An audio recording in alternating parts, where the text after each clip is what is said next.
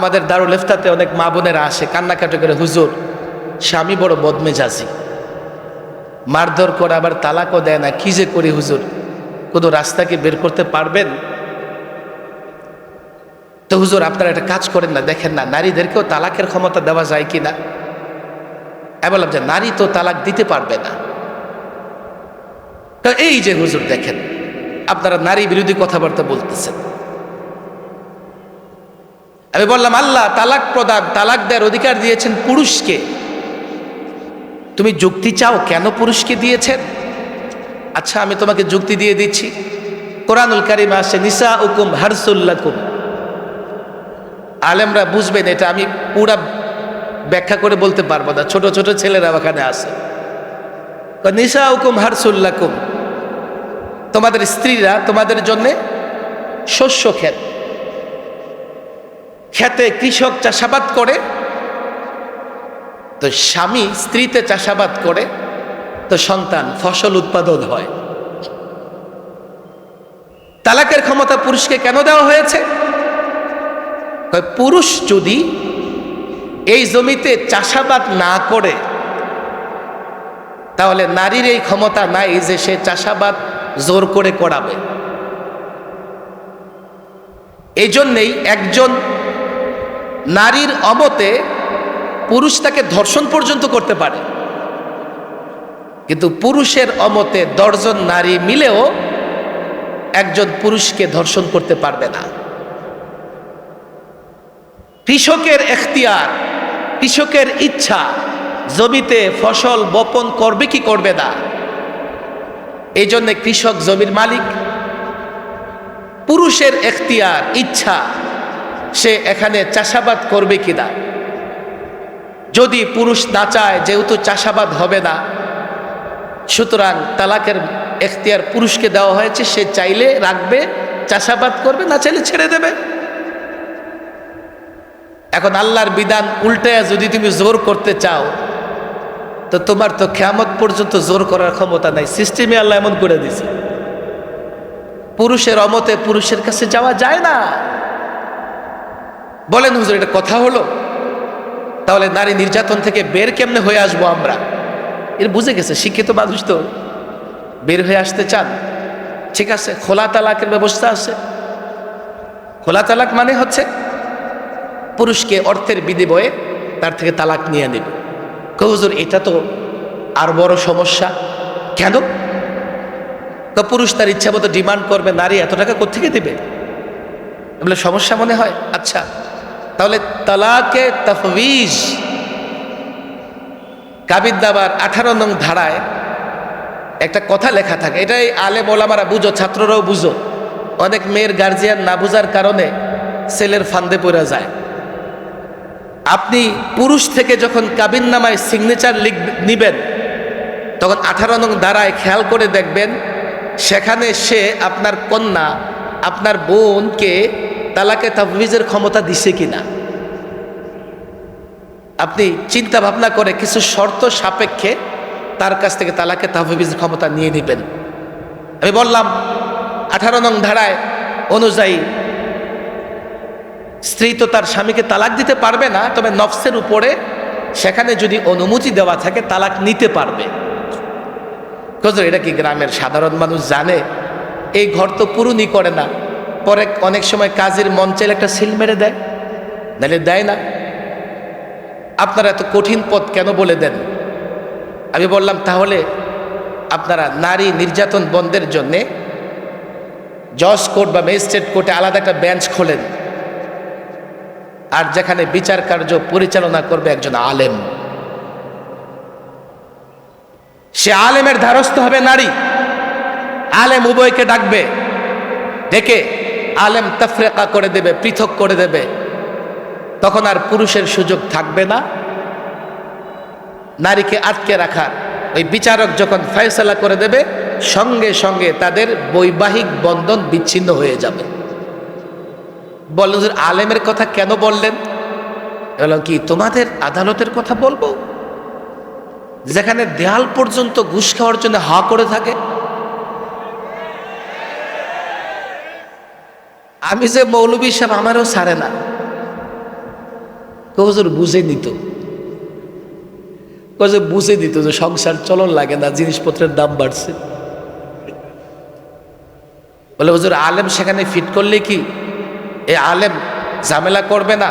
আলেম আমরা বাছাই করে দিব, আমরা বায়তুল মোকাররমের খতিব বাছাই করে দিছি, খতিবরে বিচারপতি বানাই দিব, আমরা হরিপুরি হুজুরের বিচারপতি বানাই দিব। যাদের পুরা জীবন আমাদের সামনে, আমরা যাদেরকে 40 বছর 50 বছর ধরে দেখছি, 1 টাকার লোভে যারা কখনো পদচ্যুত হয় নাই, যারা বন্দুকের নলের সামনেও নীতি বদলায় নাই, এমন আলেমদের আমরা দিয়া দিব ঘুষ তো দূরের কথা, ঘুষের কল্পনাও করবে না। আমরা যখন মাঝে মধ্যে হীনমন্যতায় ভুগতাম, বিশেষ করে মুফতি আমির রহিমাহুল্লাহ যখন গৃহবন্দী ছিলেন, তো হুজুরের অনেক শাগরেদ ভয়ে হুজুরকে ছেড়ে দূরে থাকতো। হুজুরের অনেক শাগরেদ এই ভয়ে দূরে থাকতো যে গৃহবন্দী করে রাখছে, না জানি কখন গ্রেফতার করে ফেলে। তো উনি গ্রেফতার হবেন, ওনার সাথে আমরাও গ্রেফতার হব, দরকার কি, নিজেরে বাঁচায়া রাখি। আমাদেরকে হুজুর অনেক হিম্মত, অনেক সাহস দিতেন। লালবাগ মাদ্রাসা নিয়ে যাবে হুজুরের কাছ থেকে সিদ্ধান্ত হয়ে গেছে প্রধানমন্ত্রীর কার্যালয়ে। হুজুর আমাদেরকে ডেকে বললেন, দেখো মনে হয় মাদ্রাসা নিয়ে নিবে, প্রধানমন্ত্রীর কার্যালয়ে সিদ্ধান্ত হয়েছে যে মুফতি আমিনী মাদ্রাসায় বসে ঢাকার বুকে বসে রাজনীতি করে, তাকে আর রাজনীতি করতে দেওয়া হবে না, এখান থেকে উচ্ছেদ করলে সে দুর্বল হয়ে যাবে, সে আমাদের কাছে মাথা নত করবে, না হলে তাকে মাদ্রাসা থেকে উচ্ছেদ করবে। হুজুর আমাদের ডেকে বললেন, তোমরাও তো শুনছো? বললাম হ্যাঁ শুনছি, গোয়েন্দার লোকজন বলে বেড়াইতেছে মাদ্রাসা আপনার কাছ থেকে নিয়ে যাবে। ওই যে মাদ্রাসা নিয়ে যাক, আমি গাছতলায় বসলে সেখানে মাদ্রাসা হয়ে যাবে।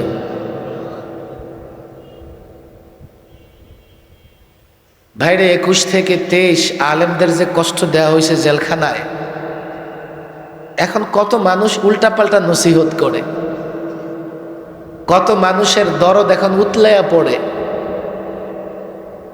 বছর নাই যাইতেই ফেসিবাদের দোসরদের প্রতি কত রকমের করুণা দেখানোর চেষ্টা করে। আরে যেই পরিমাণ সময় আলেমরা রিমান্ডে থেকেছে, এখনো ফেসিবাদের দোসররা ওই পরিমাণ সময় জেলও খাটে নাই। এবারও আমি 2.5 মাস টানা রিমান্ডে ছিলাম, ঢাকার 5 থানার ডিবিতে ঘুরে ঘুরে আমার রিমান্ডে রাখছে। তাও কি রমজানের 1 তারিখ থেকে রিমান্ড শুরু হয়েছে, টানা 28 তারিখ পর্যন্ত। 29 তারিখ আর ঈদের 2 দিন বিরতি দিয়া আবার ঈদের পরে আবার রিমান্ডে নিয়ে গেছে। অনেক টর্চার করছে তারা আলেমদের উপরে। এই টর্চারে অনেক আলেম এখনো অনেকটা তার দৃষ্টি বিভ্রমের মতো অবস্থা হয়ে আছে। আলহামদুলিল্লাহ অনেক ভালো আছি, আল্লাহ ভালো রেখেছে, কিন্তু মাঝে মধ্যে কিছুটা সময় এমন আসে, চাপ আসলে ওই জেলের চাপের সঙ্গে মিলে গিয়ে শরীরটা অসুস্থ হয়ে যায়, কিন্তু তাতে পরোয়া করবার কোনো বিষয় না।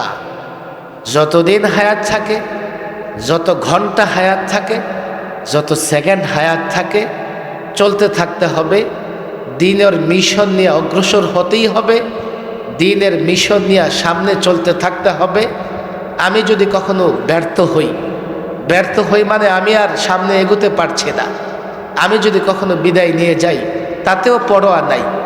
আমরা মনে করি না যে আমি এই মিশনের সব, আমি কান্ডারি, এই জান্ডা আমার হাতেই থাকবে, বাস আমি এটাকে সর্বোচ্চ জায়গায় নিয়ে যাব। না, আমি ইসলাম প্রতিষ্ঠার মিশনের একটা অংশ, আমি একটা ক্ষুদ্র মানুষ, আমি হয়তোবা একজন জান্ডাবাহী। আমি মেহনত করতে থাকবো, মেহনত চলতে থাকবে।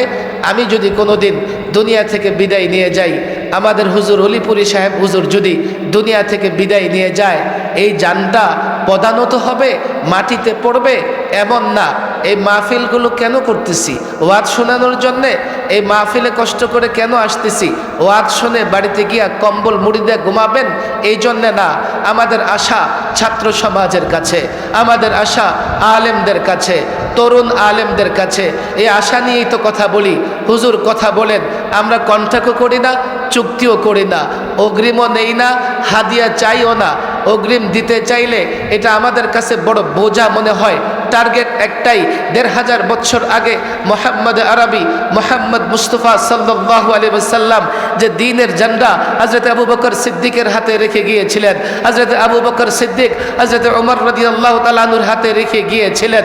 পর্যায়ক্রমে সাহাবায়ে কেরাম, তাবেঈন, তাবেঈন, আইম্মায়ে মুজতাহিদিন, এইভাবে ভারতবর্ষের আকাবির আসলাফ, বাংলাদেশের আকাবির আসলাফ, মাওলানা শামসুল হক ফরিদপুরি, মাওলানা মুহাম্মদুল্লাহ হাফিজি হুজুর, মাওলানা আব্দুল হক পীরজি হুজুর, মাওলানা দিন মোহাম্মদ খান, মাওলানা হেদায়েতুল্লাহ সাহেব হুজুর, মুফতি আমিন রহিমাহুল্লাহ, শাইখুল হাদিস আল্লামা আজিজুল হক রহিমাহুল্লাহ, সর্বশেষ আমরা যাদের নেতৃত্বে কাজ করেছি শাইখুল ইসলাম আল্লামা আহমদ শফি, মাওলানা জুনায়েদ বাবুনগরী, মাওলানা নূর হোসেন কাসিমি থেকে শুরু করে অদ্যবধি যারা দ্বীনের মিশন চূড়ান্ত জায়গায় নিয়ে যাবার জন্যে জান্ডা উঁচু করে ধরে রেখেছিলেন, আমরাও সেই জান্ডা ধরে রেখেছি।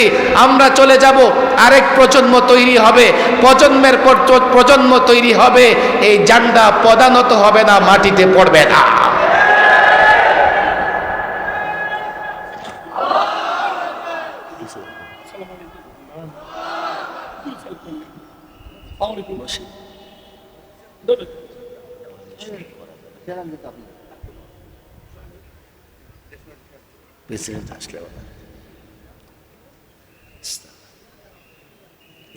মেহমানরা আসতেছেন, মাশাআল্লাহ আসবেন। আমরা বসে পড়ি, স্টেজে বসে পড়ি।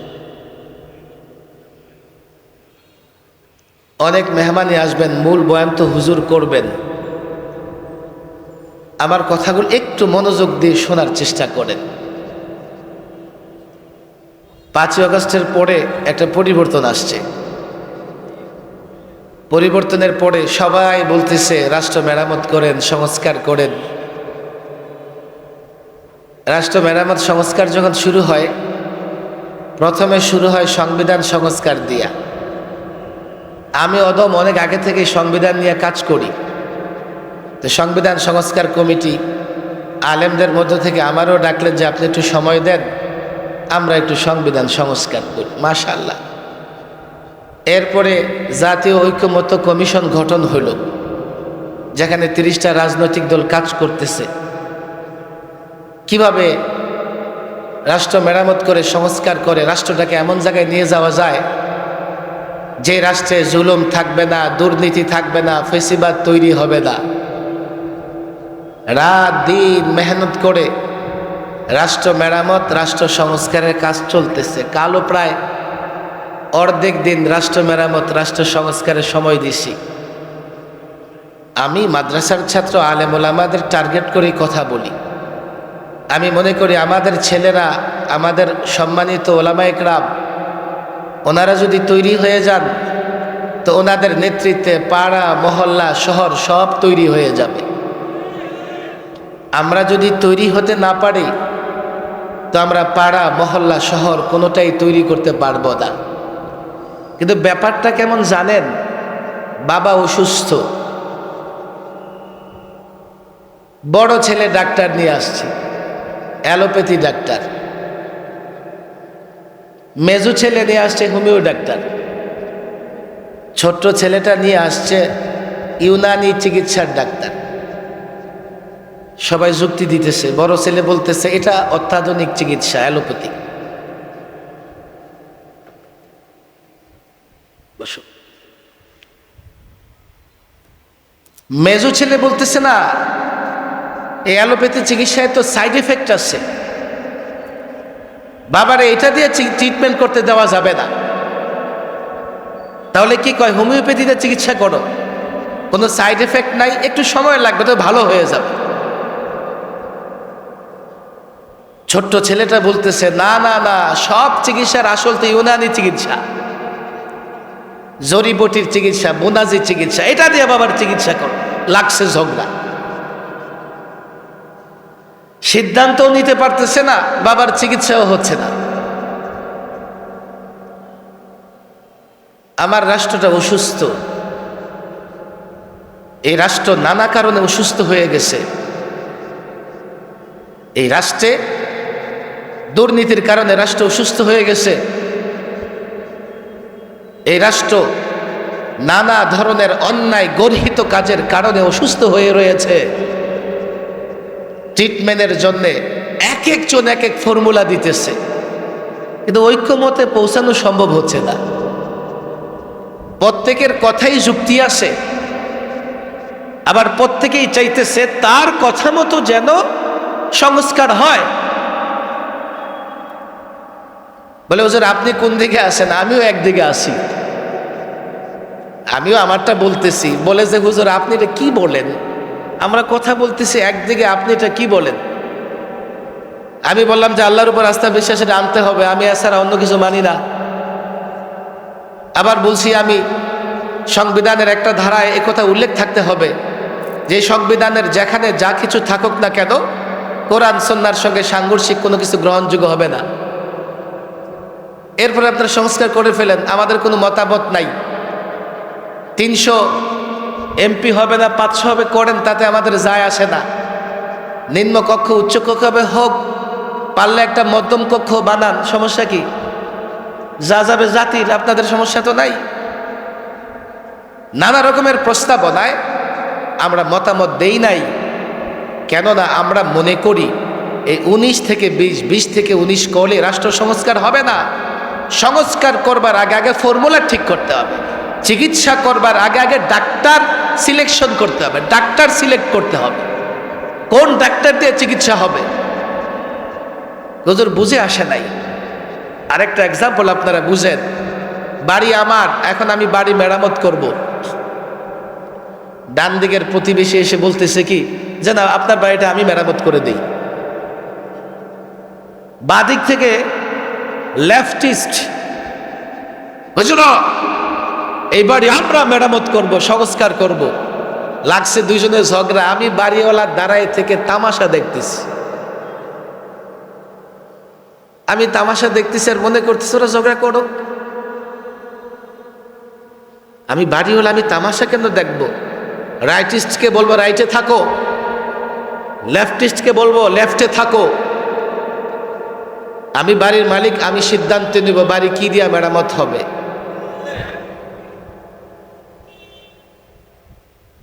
সাতচল্লিশে দলিল মূল্যে এই ভূখণ্ডের মালিক মুসলমানেরা। হুজুর কথা বলবেন দলিল মূল্যে। 200 বছর ইংরেজদের বিরুদ্ধে লড়াই করে রক্ত দিয়েছে মুসলমানেরা, আর জায়গায় জায়গায় জমিদারি নিয়ে ইংরেজদের গোলামি করেছে পৌত্তলিক মূর্তি পূজারীরা। আমাদের মুরব্বী যারা, ওনারা তো সাক্ষী, উইটনেস। কারা ভারত স্বাধীন করবার জন্য লড়াই করেছে আর কারা ইংরেজদের গোলামি তাবেদারি করেছে। 20,000 আলেমকে ফাঁসির কাস্টে ঝুলতে হয়েছে। দিল্লির ট্রাং রোড থেকে শুরু করে খাইবার পর্যন্ত এমন কোনো বৃক্ষ ছিল না যেখানে আলেমের লাশ ঝুলে নাই। দিল্লির জামে মসজিদের বারান্দায় ফাঁসির মঞ্চ তৈরি করে সকাল বিকাল আলেমদের ফাঁসি দেওয়া হয়েছে। ইংরেজ ঐতিহাসিক টমসন সে লিখেছে, সে তার গডস, তার খোদার কসম খেয়ে বলে, আমি একদিন তাঁবুতে গিয়ে মানুষ পোড়ার গন্ধ নাকে আসতেছে।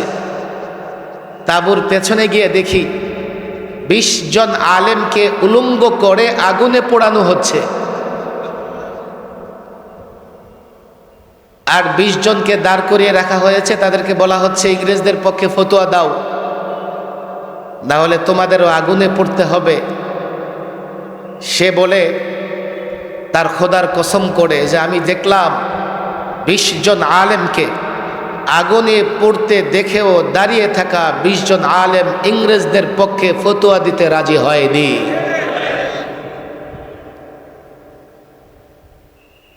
1947 যখন ইংরেজ ছেড়ে যায় ভারত,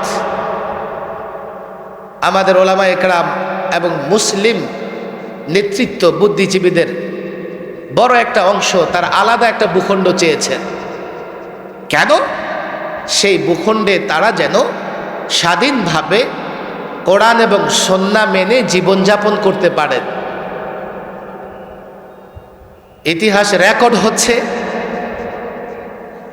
অনেক শিক্ষিত সমাজ এখানে আছেন, মিথ্যে বলার তো সুযোগই নাই, সময়ও নাই, সত্য বলেই তো শেষ করতে পারি না,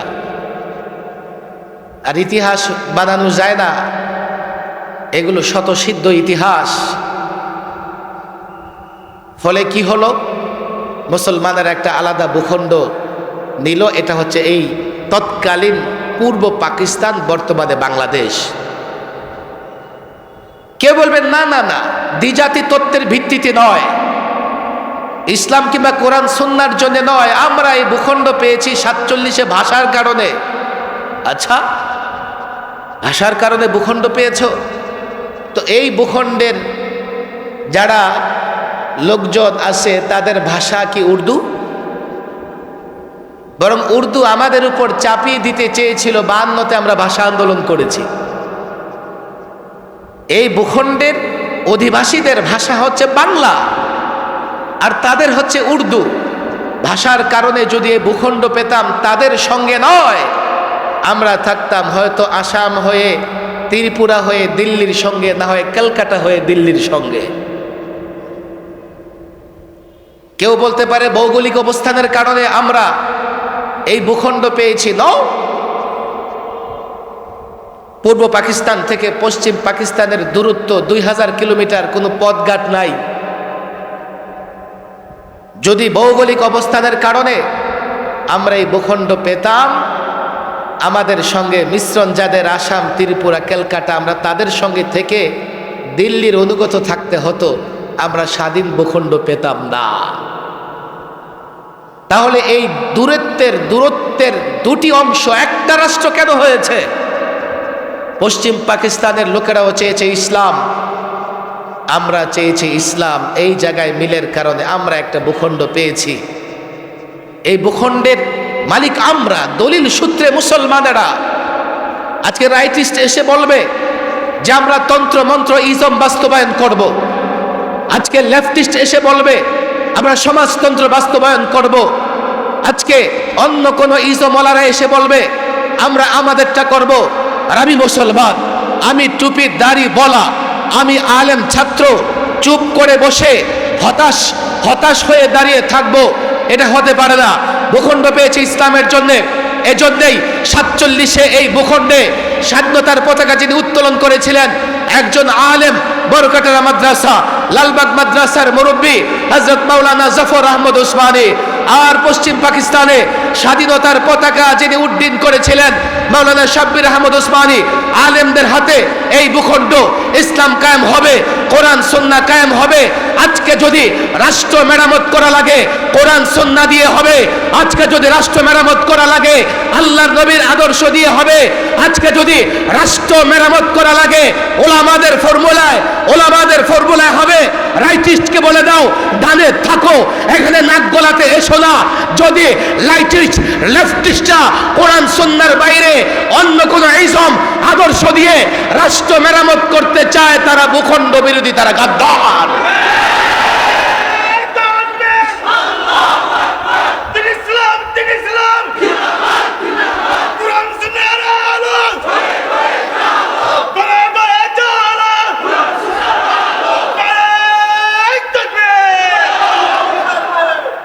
জুলাই আগস্টের আন্দোলনে আরেকটা ইতিহাস রচিত হয়েছে।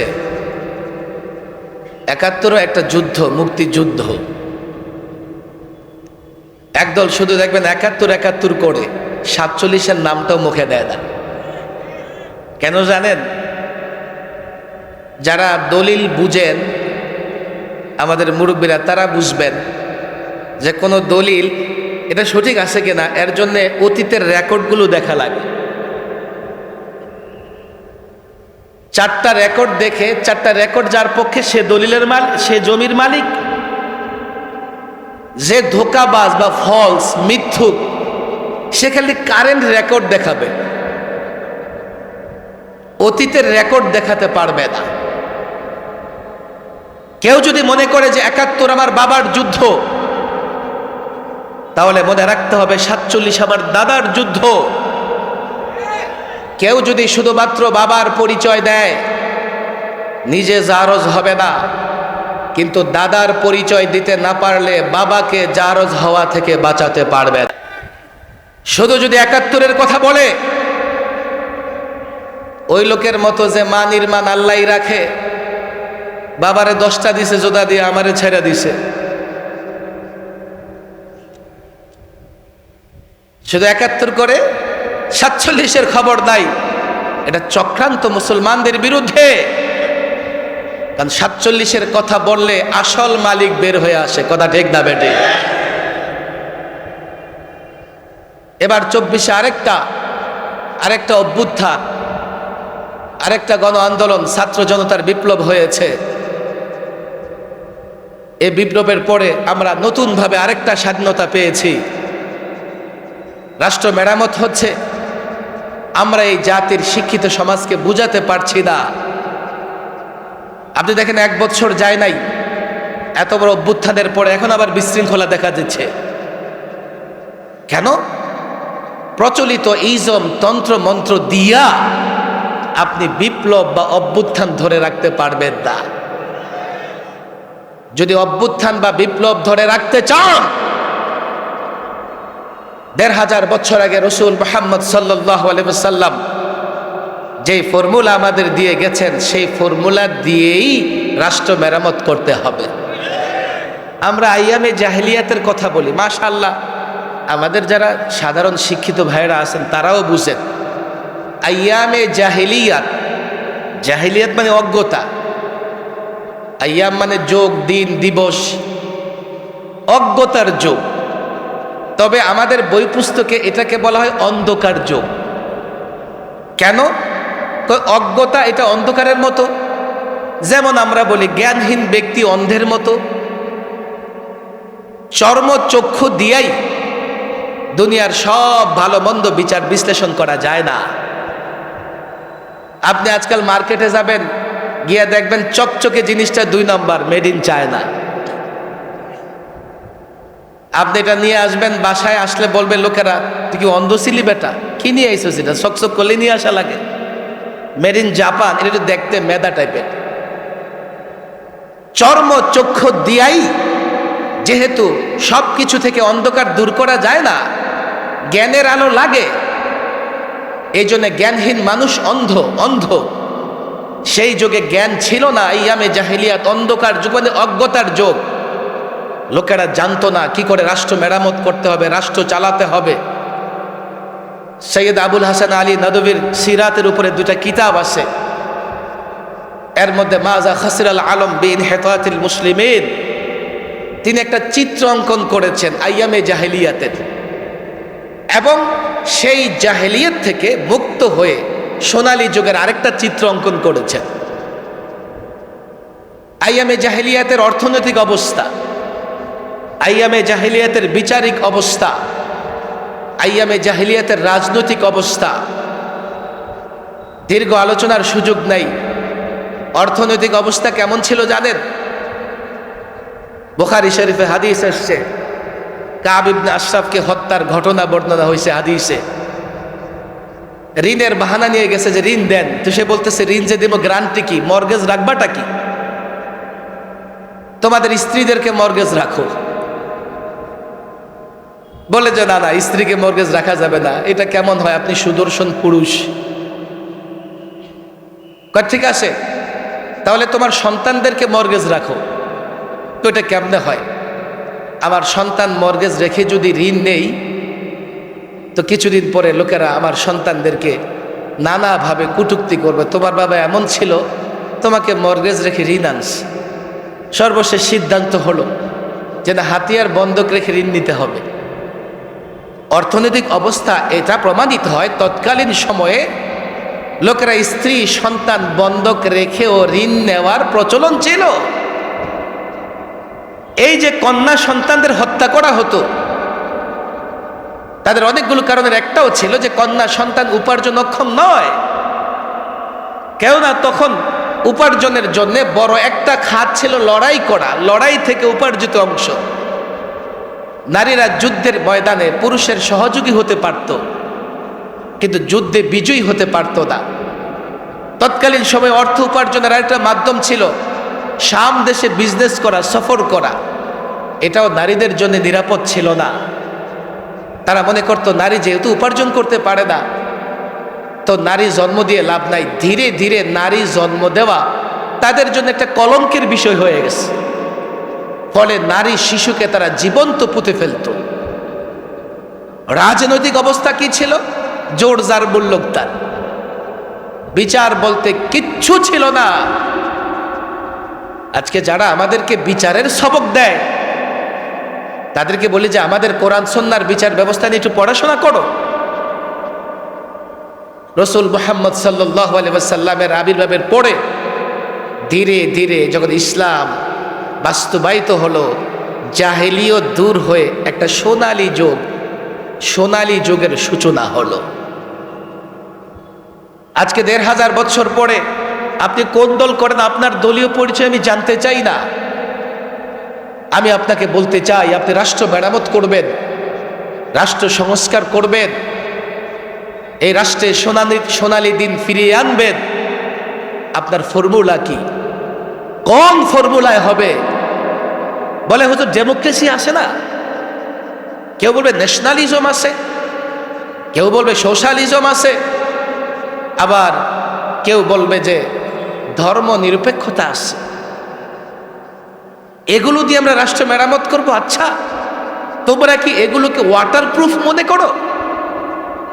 ওয়াটারপ্রুফ ঘড়ি আমাদের ছেলেরা পড়ে, আমি পড়ি না। ঘড়ি ছেড়ে দিচ্ছি, মনে হয় ১-১.৫ যোগ হবে। এটা হাতে দিলে এটা দিয়ে উজুও করা যায়, গোসলও করা যায়। একটা সময় এটার ব্যাটাগিরি ছিল, দেখ আমার ঘড়ি পরে আমি উজু করতেছি, গোসল করতেছি, ঘড়িতে পানি যায় না। ওরা মনে করে কি এই প্রচলিত ইজমগুলো এগুলো ওয়াটারপ্রুফ, এগুলো যদি আমি জপি, এগুলো যদি সংবিধানে নিয়ে আসি, এগুলো দিয়ে যদি আমি চলি, রাষ্ট্রের দুর্নীতি হবে না।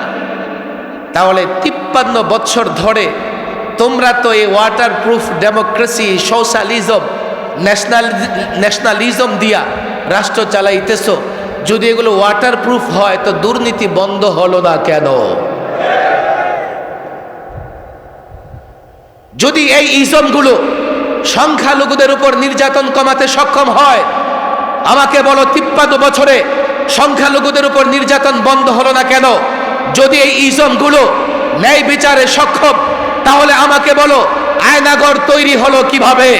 যদি এই ইজমগুলো অর্থনীতি সুস্থ অর্থনীতি প্রতিষ্ঠায় সক্ষম হয়, আমাকে বলো 26,26,000 আমার সংখ্যা, আমার এটা মনেও আসে না, মিলিয়ন বিলিয়ন টাকা দেশ থেকে কেন পাচার হলো? তাহলে বোঝা গেল এই ইজমগুলোতে সুষ্ঠু অর্থনীতি নাই। তাহলে বোঝা গেল এই ইজমগুলোতে বিচার ব্যবস্থা নাই। তাহলে বোঝা গেল এই ইজমগুলোতে রাজনীতি, রাষ্ট্র ব্যবস্থা নাই। আইয়ামে জাহিলিয়াতে জোর জার মুল্লুকতার যেমন ছিল, এই ইজমগুলো হচ্ছে জোর জার মুল্লুকতার। ডেমোক্রেসি বলো জোর জার, তার কথাই বলবে। সোশ্যালিজম বলো জোর জার, তাই কথাই বলবে। ইসলাম জানতে চাও, ইসলাম বুঝতে চাও, সে যদি হযরতে আলী হয় কাঠ গড়ায় দাঁড়ায় যাবে। ওমরের সন্তান যদি হয় তার মৃত্যুদণ্ড হবে। সে যদি রাজা বাদশার আত্মীয় হয় তারও বিচার হবে। সেও যদি দুর্নীতি করে তার বিচার হবে। অর্থ পাচার করলে তার বিচার হবে।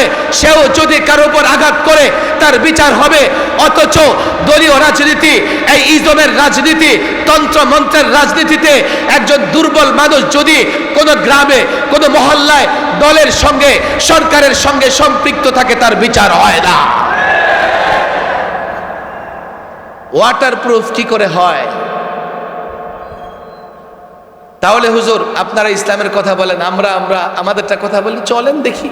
না, তুমি মুসলমান না? তুমি তো মুসলমান, তোমাকেও তো মরতে হবে। আমি আলেমকে এমপিতে ভোট দেওয়ার দরকার নাই, তুমি ইসলামটা তো বুঝো। না হলে যারা ইসলাম বোঝে তাদেরকে দিয়ে আইন তৈরি করো,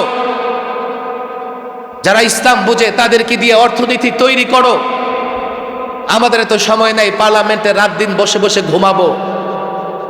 লোকেরা বলে যে আপনি এমপি হয়ে যান, আমি বললাম সময় পাবো কোথায়? যতক্ষণ মাদ্রাসায় থেকে সবক পড়াই, বিকেলে বের হলে মাহফিল করি, আবার মেহমান আসতে থাকে, আলেম ওলামাদের সাথে সাক্ষাৎ করি, আমি সংসদে গিয়ে বসে থাকার সময় পাবো কোথায়? সময় তো হাতে থাকবে না। আলেম ওলামাদের মূল কাজ হচ্ছে মানুষের কাছে ইসলামের, কোরআনের, দ্বীনের আলো, হেদায়েত পৌঁছে দেওয়া। আমরা আপনাদের কাছে রাষ্ট্র পরিচালনার হেদায়েত পৌঁছে দিতে চাই। যদি আপনারা রাজনৈতিক দল, 30টা রাজনৈতিক দলকে আমি বলেছি, ইসলাম আপনার, আপনি মুসলমান, কার্যত আপনি ইসলামের দিকে যাবেন, এটাই তো স্বাভাবিক। আপনি রসুল মুহাম্মদ সাল্লাল্লাহু আলাইহি সাল্লামকে মানেন না? কই মানি। তাহলে রসুল্লাহর আদর্শ মানতে সমস্যা কোথায়? আমি যখন বললাম সংবিধান এমন একটা ধারা আনতে হবে, শ্রেষ্ঠ মানব মুহাম্মদ সাল্লাল্লাহু আলাইহি সাল্লামের চরিত্র নিয়ে কেউ কটূক্তি করলে তাকে সর্বোচ্চ শাস্তি দিতে হবে। আমার বলে কি হুজুর, এটা তো আমরা মানি, এটা কি সংবিধানের দরকার আছে? আমি বললাম তোমাদের নেতারে অবমাননা করলে ওইটা সংবিধানের শাস্তি, এটা আনতে হবে।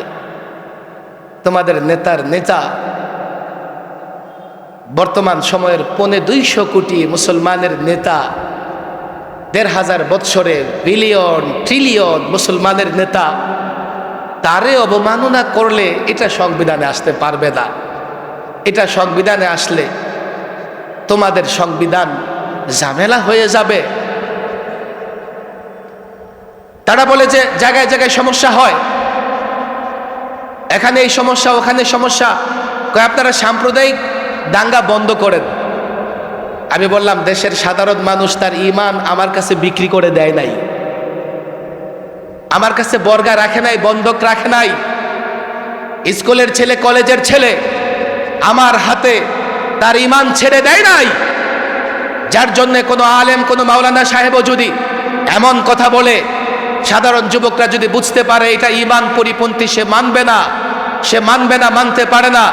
সাম্প্রদায়িক দাঙ্গা বন্ধ করতে চাও, সাম্প্রদায়িক সম্প্রীতি সৃষ্টি করতে চাও, সাম্প্রদায়িক সম্প্রীতি তৈরি করতে চাও, আমরা তোমাদের সহযোগিতা করব। কিন্তু মুসলমানদের ঈমানি অনুভূতিতে আঘাত আসে এমন কোনো কাজ করা যাবে না। হ্যাঁ, কেমনে বন্ধ করবা? শাস্তির বিধান রাখো, যাতে কেউ যদি ইসলাম নিয়া, কোরআন নিয়া, সুন্নাহ নিয়া, আল্লাহর নবীর চরিত্র নিয়া কথা বলে, পুলিশ তাকে ধরবে। আমার কেন মিছিল করতে হবে? পুলিশ তাকে আদালতের কাঠগড়ায় নিয়ে যাবে, বিচারক তার বিচার করবে। আমি কেন মাঠে নামবো? তোমরা এই আইন করবা না, আমাদেরকে বলবা যে সাম্প্রদায়িক সম্প্রীতির জন্য কাজ করেন।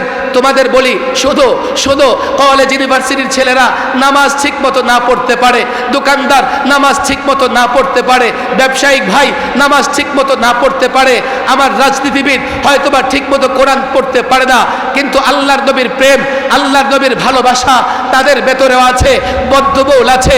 তোমরা যদি এগুলো করো, আমরা জনগণ থামাতে পারবো না। তোমরা যদি আইন না করো, বিচার না করো, আমরা জনগণ থামাতে পারবো না। আমরা জনগণের কাছে তখন দালাল হিসেবে চিহ্নিত হয়ে যাব। আমি একা কিংবা কোনো একজন আলেম দালাল হিসেবে বিক্রি হয়ে যেতে পারে। ছাত্র জনতা, আলেম ওলামা ব্যাপকভাবে তারা কখনো তাগুতের কাছে, বাতিলের কাছে মাথা নত করবে না। পরিষ্কার বলি, এই রাষ্ট্রে যদি স্থিতিশীলতা চাও, এই রাষ্ট্রের যদি উন্নতি চাও, অগ্রগতি চাও, সাম্প্রদায়িক সম্প্রীতি চাও, আল্লাহর নবীর আদর্শ বাস্তবায়নের উদ্যোগ নিতে হবে। আল্লাহর নবীর চরিত্র নিয়ে কেউ কটূক্তি করতে না পারে সেই ব্যবস্থা করতে হবে।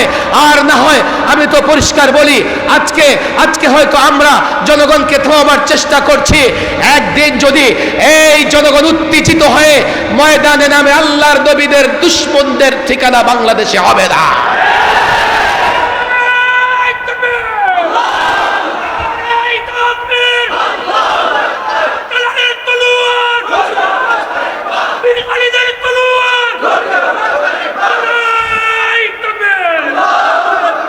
অনেক আলেম ওলামারা আছেন, আমি লাস্ট একটা অনুরোধ আপনাদের কাছে রেখে যেতে চাই, সেটা হচ্ছে রাসূল সাল্লাল্লাহু আলাইহি সাল্লামের সিরাত আমাদের কাছে মারুফ কিন্তু মালুম না। যে কোনো যুবক মুহাম্মদ সাল্লাল্লাহু আলাইহি সাল্লাম নাম শুনলেই সে চিনে যায় মুহাম্মদ সাল্লাল্লাহু আলাইহি সাল্লাম আমাদের নবী, আমাদের পয়গম্বর, মারুফ প্রসিদ্ধ তার কাছে। কিন্তু রাসূল সাল্লাল্লাহু আলাইহি সাল্লামের জীবনের নানা দিক যেখান থেকে সে সলিউশন নিয়ে আসবে, বর্তমান সময়ের সমস্যাগুলো সমাধানের জন্যে রাসূল সাল্লাল্লাহু আলাইহি সাল্লামের জীবন থেকে সমাধান বের করবে, এতটুকু জ্ঞান আমাদের সমাজের লোকদের নাই।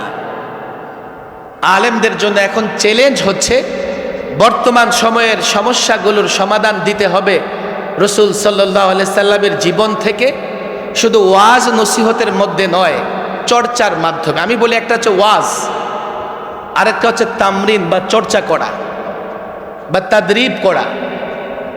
ওয়াজের মাধ্যমে আজকাল এমন হয় এক কান দিয়ে ঢুকে মঞ্চ ছাড়ার আগে আরেক কান দিয়ে বের হয়ে যায়।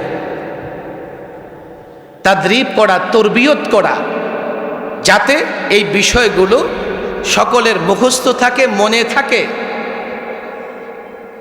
2 নম্বর বিষয় হলো যৌক্তিক জায়গা থেকে নারী কমিশন কাজ করতেছে নারীদের অধিকার নিয়ে, লিঙ্গ বৈষম্য দূর করবে ওরা। আমি জানি না ওরা লিঙ্গ বৈষম্য কেমনে দূর করে, কিয়ামত পর্যন্ত লিঙ্গ বৈষম্য কেমনে দূর করতেছে আল্লাহ ভালো জানে। 2 জন পুরুষের মধ্যেই তো বৈষম্য আছে, তো নারী পুরুষের মধ্যে বৈষম্য ওরা কেমনে দূর করবে? ওরা যে বৈষম্যের কথা বলে, সেখানে তাদের একটা বড় প্রস্তাব ছিল যে হুজুর, নারীদেরকে তালাকের অধিকার দেওয়া যায় কিনা। লাস্ট কথা শোনেন, এদিকে কথা বলবেন না কেউ। কেন? এই যে তালাকের ক্ষমতা পুরুষের হাতে, ফলে পুরুষ হয়ে যাচ্ছে, পুরুষ শাসিত সমাজ হয়ে যাচ্ছে, পুরুষের হাতে নারী নির্যাতন, টর্চারের শিকার হচ্ছে। আমি কি হ্যাঁ, এটা আমিও জানি। অনেক আমাদের দারুল ইফতাতে অনেক মা বোনেরা আসে কান্নাকাটি করে, হুজুর স্বামী বড় বদমেজাজি, মারধর করে আবার তালাকও দেয় না, কি যে করি হুজুর, কোনো রাস্তা কি বের করতে পারবেন? তো হুজুর আপনারা একটা কাজ করেন না, দেখেন না নারীদেরকেও তালাকের ক্ষমতা দেওয়া যায় কিনা। আমি বললাম যে নারী তো তালাক দিতে পারবে না। এই যে হুজুর দেখেন আপনারা নারী বিরোধী কথাবার্তা বলতেছেন।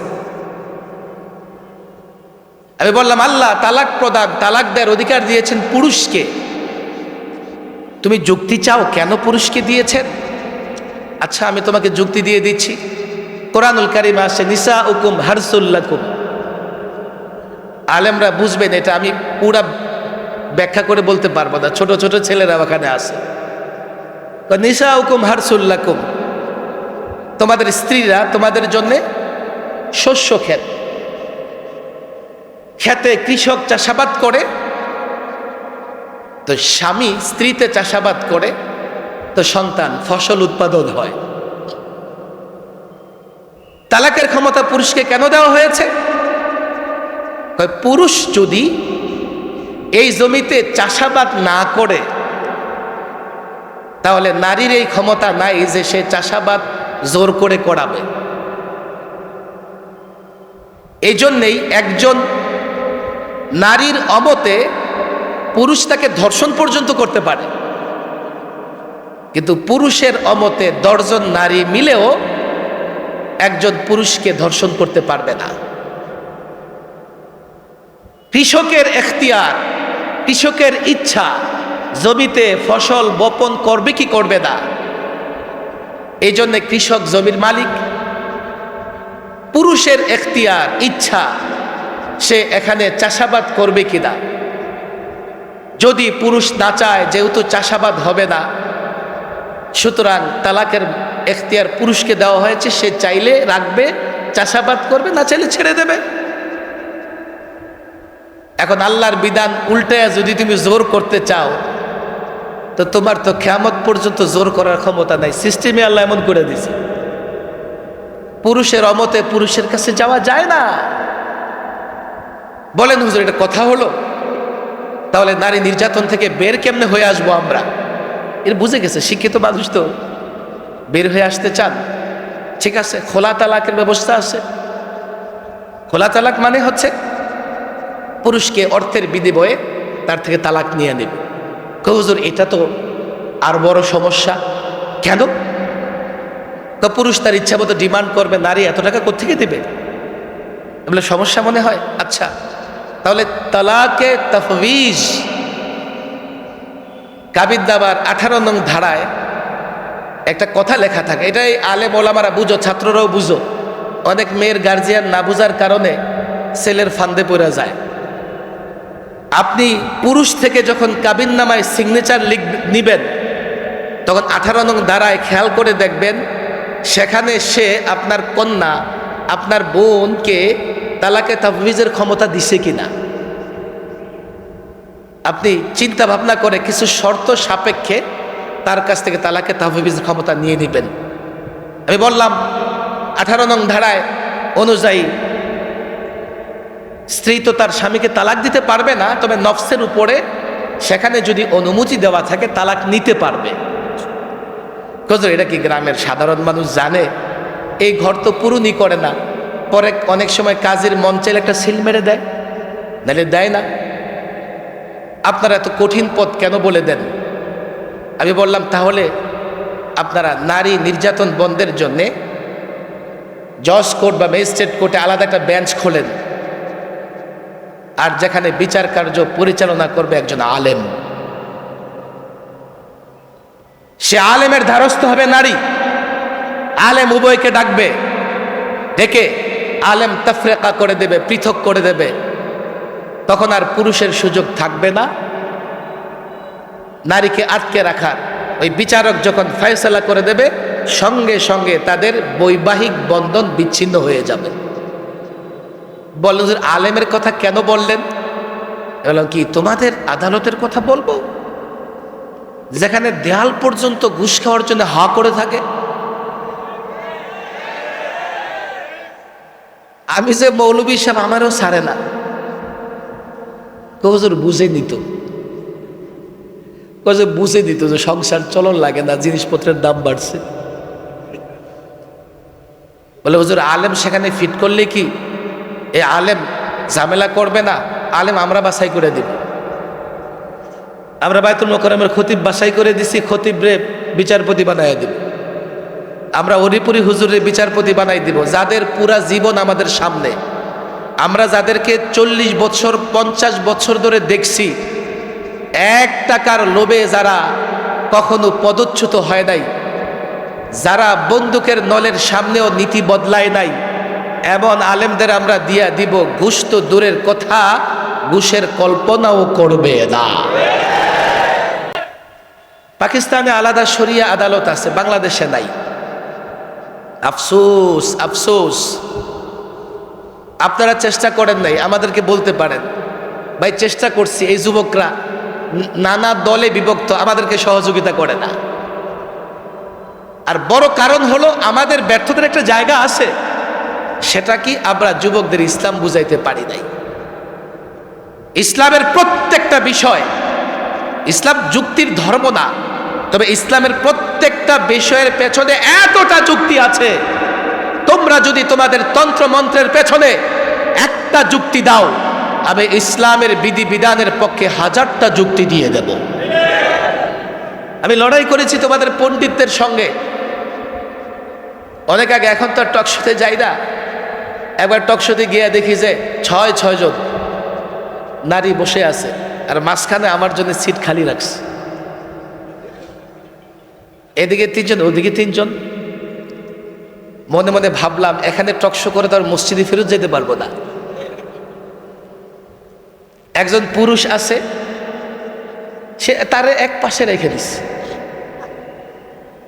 আমি আর এখন, টকশোটা ছিল নারী দিবসে, আমি এখন আর ঢুকতেছি না ভেতরে। হুজুর ঢুকেন না কেন? আগে না, আমি এই সেটআপে ঢুকবো না। কি করেন? কই আমার এক পাশে রাখেন, আর আমার পাশে দেয়াল হিসেবে পুরুষকে রাখেন, ওই পাশে সব নারীদের রাখেন। কথা হলো হুজুর, আপনারা নারীদের এতটা অবজ্ঞা করেন। আমি কি অবজ্ঞা না, নারীকে আমি নিরাপত্তা দিচ্ছি। চাক্কু তরমুজের উপরে পড়ুক আর তরমুজ চাক্কুর উপরে পড়ুক, কাটবে তরমুজ। নারী পুরুষের কাছে যাক আর পুরুষ নারীর কাছে যাক, ধর্ষণের শিকার হলে নারী হবে, পুরুষকে জোর করে ধর্ষণ করতে পারবা না। আমি নিরাপত্তা দিতেছি বলে হুজুর আপনিও তাইলে, আরে আমি কি ফেরেশতা নাকি? ওস্তাদদের বুক থেকে শোনাই ইউনিভার্সিটির এক শিক্ষার্থীর বিয়ে হয়েছে, বাকি শিক্ষার্থীরা ধরছে তোর জামাই কি করে, ওই জামাই মসজিদের ইমাম। খবরদার, ইমাম সাহেব এই কাজ করে।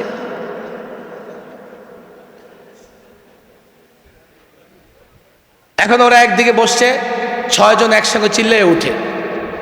আমি না, এক তো তোমরা বৈষম্য করছো, একজনের মোকাবেলায় 6 জন, 4 জন পর্যন্ত মানা যায়। তাও আবার একজন আসে আগে থেকে, আবার তোমাদেরও হয়তো বা আছে, চরম বৈষম্য হবে এখানে, এটা তো মানা যায় না। তোমরা একজন একজন করে উত্তর প্রশ্ন করে, আমি সবার উত্তর দিয়ে যাব। সেদিন 2 ঘন্টার টক শোতে তাদের সমস্ত প্রশ্নের উত্তর আমি দিয়েছি। আমি ছাত্রদের বলবো, দেখো মুফতি আমিন রহিমাহুল্লাহ বারবার আমাদের বলতেন, তোমরা এক হুজ্জাতুল্লাহ বালেগা মোতালা করো, গোটা দুনিয়ার নাস্তিক তোমাদের সামনে দাঁড়াতে পারবে না। এই প্রজন্মের যুবক এইভাবে তৈরি হও, যৌক্তিক জায়গা থেকে, বাস্তবতার জায়গা থেকে ইসলামকে তুলে ধরো। এই যুগ এখন আলোর যুগ, আলো আলো আলো, যুবক আলো চায়, ছাত্র আলো চায়, কিন্তু তোমরা ইসলামের আলো নিয়ে তাদের কাছে পৌঁছাচ্ছ না। তোমরা ইন্ডিভিজুয়াল ব্যক্তি চিন্তা করতেছো, হবে না। ব্যক্তি চিন্তা দিয়ে রাষ্ট্র মেরামত হবে না। সমাজকে তোমার চিন্তায় চিন্তিত করো, সমাজের যুবককে তৈরি করো, কলেজের ছাত্রকে তৈরি করো, ইসলাম তাদেরকে বুঝাও। এটা আমাদের ব্যর্থতার জায়গা, আমরা তাদেরকে ইসলাম বুঝাইতে পারি নাই। আমি হবিগঞ্জের আলেমদের হাতে পায়ে ধরে বলে যাই, আমার পেছনে এত দুশ্মন আছে, না জানি এলাকায় এত শয়তান আছে কিনা। এখনো বন্দুকের নল আর ছুরি আমার খুঁজে বেড়াইতেছে। আমি ফেসিবাদের আমলে 3 বার ছিলাম।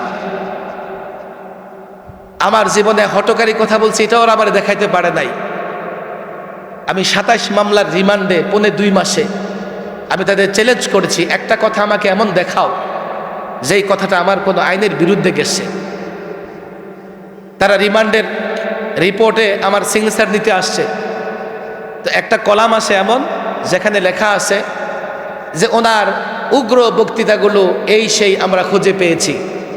তো দেখলাম যে সেখানে কোনো উগ্র বক্তৃতা লেখা নাই। আমার বলেছে হুজুর, আমার বলে সিগনেচার করে। আমি বললাম কেন? এই যে এই ধারাটাতে লেখা আছে আমার উগ্র বক্তৃতা। 1 সপ্তাহ পর্যন্ত ডিবিতে সরকারি কর্মচারীরা, এমন একটা রুম আছে যেখানে অনেকগুলো মনিটর আছে, হেডফোন লাগায় 1 সপ্তাহ গেলে আমার বক্তৃতাই শুনছে,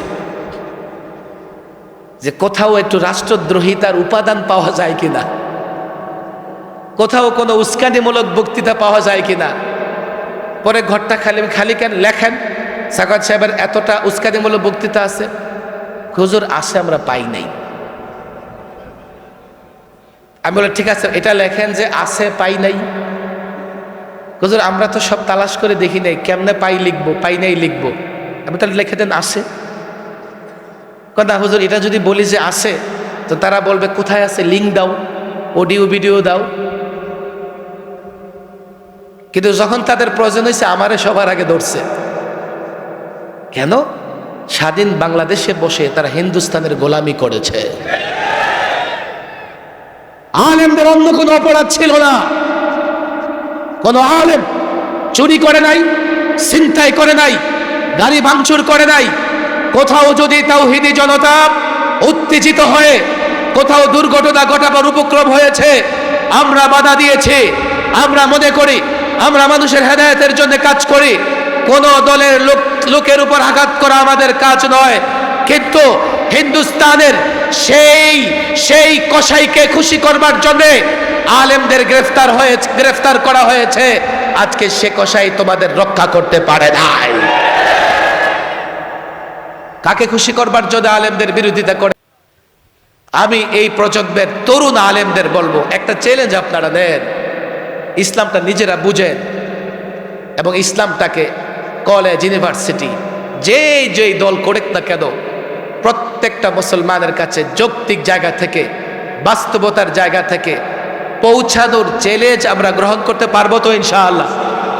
হুজুরের সামনে হাত তুলে ওয়াদা করো ছাত্ররা, পাক্কা ওয়াদা, পাক্কা ওয়াদা। ইসলাম বুঝবো তো ইনশাআল্লাহ? ইসলাম ঘরে ঘরে পৌঁছানোর চেষ্টা করবো তো ইনশাআল্লাহ? যুক্তি, বাস্তবতা, যুক্তি এবং বাস্তবতার নিরিখে ইসলাম ছাড়া কোনো ফর্মুলায় দেশে শান্তি আসবে? আল্লাহ তাবারক ওয়া তাআলা আমাদের সকলকে এই বিষয়গুলো বোঝার তৌফিক দান করুন। আমি হযরতের কাছে দোয়া চাই, আমি আপনাদের কাছে দোয়া চাই। আমি এখনো ফেসিবাদের দোসরদের নানা ঝামেলার মুখে আসি। আল্লাহ যাতে তাদের ষড়যন্ত্র, সাজিশ, হাসাদ থেকে আমার হেফাজত করেন। আমি একটা কথাই বলি যে আমি আকাবির আসলাফদের মিশন নিয়ে কাজ করি, আর আমাদের আকাবির আসলাফরা সাহাবা একরামের নমুনা ছিলেন, আর সাহাবা একরাম সরাসরি রাসূলুল্লাহ থেকে তালিম পেয়েছেন, শিক্ষা পেয়েছেন। বিদায় ওই আকাবির আসলাফদের পথে আমি অগ্রসর হতে চাই। যাতে অগ্রসর হতে পারি, আবার যদি দোয়া করবেন তো ইনশাআল্লাহ।